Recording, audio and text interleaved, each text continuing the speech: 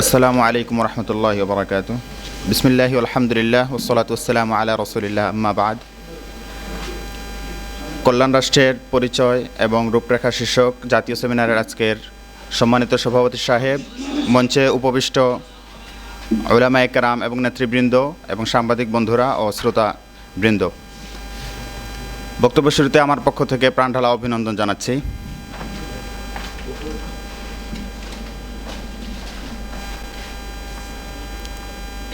সর্বপ্রথম আমরা দেখতে পাই যে আমাদের সংগঠনের নাম হচ্ছে কল্যাণ রাষ্ট্র। এই কল্যাণ শব্দটা আসছে কোত্থেকে? কল্যাণ রাষ্ট্রের বিভিন্ন সংজ্ঞা আমরা বিভিন্ন সময় শুনেছি।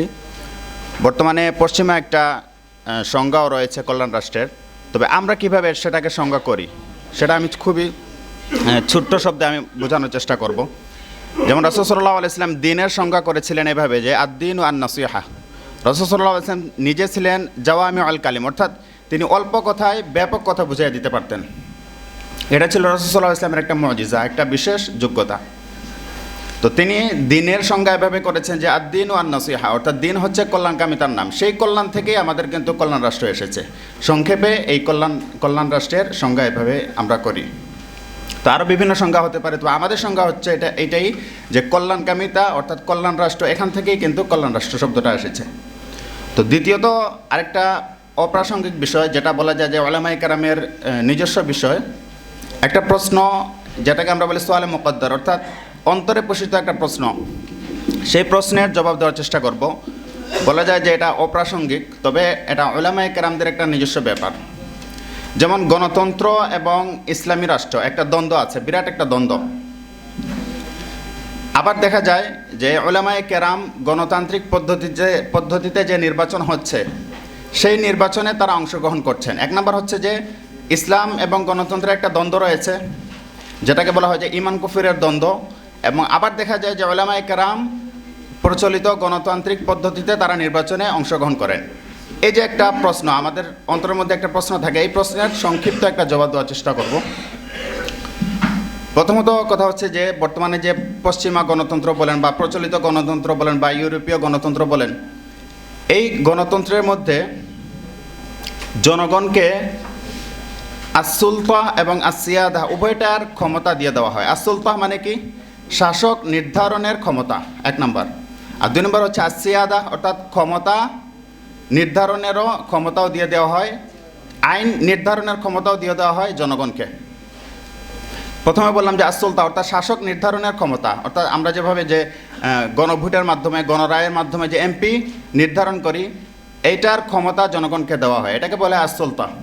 দ্বিতীয়ত হচ্ছে যে আস-সিয়াদা, অর্থাৎ আইন এবং আদর্শ নির্ধারণের ক্ষমতাও জনগণকে দিয়ে দেওয়া হয়। ইউরোপীয় বা পশ্চিমা যে গণতন্ত্র রয়েছে সেটা কিন্তু উভয়টাই দেওয়া হয় জনগণকে।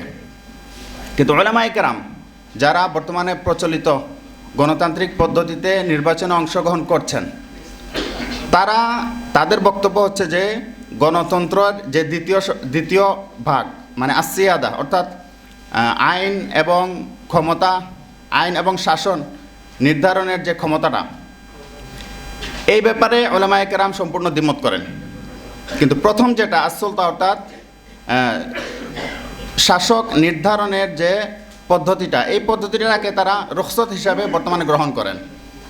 আস-সুলতা যেটা প্রথম যে বিষয়টা, এটা কিন্তু ইসলামের সাথে সাংঘর্ষিক না, তবে পদ্ধতিগত কিছু পার্থক্য আছে, তবে ইসলামের বিধানের সাথে ইসলামের মৌলিক বিষয়ের সাথে কোনো সংঘর্ষ থাকে না। কিন্তু দ্বিতীয় যেটা আস-সিয়াদা অর্থাৎ আইন প্রণয়নের ক্ষমতা জনগণকে দিয়ে দেওয়া, সেটার ব্যাখ্যা কি? যেমন ধরেন ইসলামে মদ হারাম, কিন্তু প্রজাতন্ত্রে যদি এরকম হয়, যেমন ধরেন আমরা কি করলাম, অনেকজন গণরায়ের মাধ্যমে এমপি নির্ধারণ করলাম, আর এমপিরা সংসদে গেলেন এবং সংসদে আইন উত্থাপন হলো যেটা কোরআন বিরোধী, ইসলাম বিরোধী, আর সংসদে হ্যাঁ এবং নায়ের মাধ্যমে চলে গেল কোরআনের বিরুদ্ধে আইন, অর্থাৎ জনগণের হাতে আইন চলে গেল।